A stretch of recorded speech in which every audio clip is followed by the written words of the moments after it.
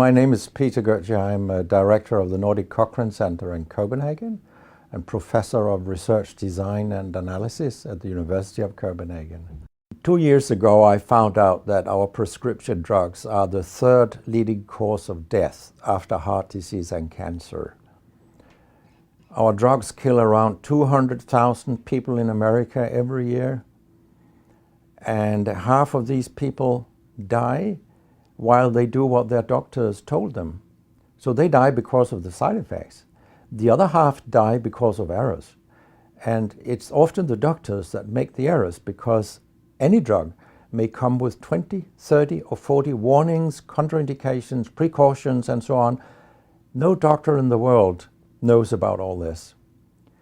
So they give patients drugs that they should not have given them, that interact dangerously with other drugs or food items or so on. And then the patients die. That's the other half. So the other thing I found out 2 years ago was that much of what the drug industry does fulfills the criteria for organized crime in US law. And they behave in many ways like the mafia does. They corrupt everyone they can corrupt. They have bought every type of person, even including ministers of health in some countries. So there is a huge amount of corruption. In my country, for example, Denmark, we are regarded as having very little corruption.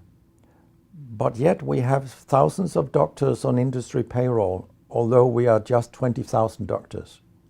So this is an effective kind of corruption. The drug industry buys the professors first, then chiefs of department, then other chief physicians and so on. They don't buy junior doctors. So when several thousands are on industry payroll, it's really, really bad. And that's why I wrote my book, Deadly Medicines and Organized Crime, How Big Pharma Has Corrupted Healthcare. I hope to convince patients not to take so many drugs, because so many die from the drugs they take. In my country, people take so many drugs that every single citizen can be in treatment with 1.5 drugs from they are born till they die. This is incredible. And drugs are not that helpful. And they kill very many of us. We know that. That's why drugs are the third major killer after heart disease and cancer. So what we need in the coming years is to take far fewer drugs than what we do currently. If we did that and we were careful, then we could live longer and live better lives. Because drugs have many side effects, and patients often don't realize that when they become worse, that it could be a side effect of the drug, which they continue taking because that's what their doctors tell them. So when I was a specialist in internal medicine, what I very often did was that I stopped a lot of drugs, particularly in elderly people.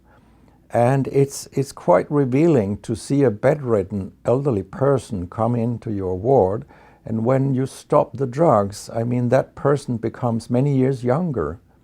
And many of these drugs affect the brain, and old people tolerate that very, very badly. They fall, and when they break a hip, 1/4 of them die. And for example, antidepressant drugs are used in more than 10% of our elderly. And they seem to kill 3% of them every year. I mean, if 100 old people take an antidepressant for 1 year, 3% of them will die because they fall and break their hip. This is a huge death rate. So a lot of other drugs than antidepressants also make people fall and kill them. And they may affect your cognition, your memory and all these things. And then they interact in ways that we know almost nothing about. Very many elderly, they take more than 5 drugs a day. And we actually don't know how these drugs interact with each other. What we do know is that all drugs have many effects in the body, and some of them interact also in their metabolism. so that you can get a too high concentration of a drug if you take other drugs simultaneously. So we make a lot of harms that we don't even recognize. I have a pretty colorful collection of things people have called me during all these years. And sometimes journalists have asked me, why do you always look up controversy? And my reply is, I don't. Controversy looks me up. Because it's not popular to tell the truth in healthcare. You will get a lot of enemies, because a lot of people make money on false premises, doctors and industry alike. And our drug regulators and our politicians, they are on board on this wagon. So very few people are independent of money in healthcare. And of course, I have attacked a lot of holy cows during my career, and people have screamed loudly. In a French journal, I was called a statistical masturbist because I showed with statistics that mammography screening didn't work and things like that. And I was even accused of scientific misconduct by the Association of the Danish Pharmaceutical Industry, which was completely ludicrous. It was harassment from beginning to end. They came with vague arguments that we cannot recognize the conclusions in your study, and they could have come up with numbers and said, these numbers are wrong. They didn't do anything. It was only harassment. It lasted 18 months, I think, the whole thing. And then when we were acquitted, I made sure that this nasty behavior was described in the British Medical Journal. So after that, they haven't come so much after me, the Danish drug industry. And when my book about organized crime came out, they just lied about it, as they always do. That my examples were old, they went back 90 years and so on.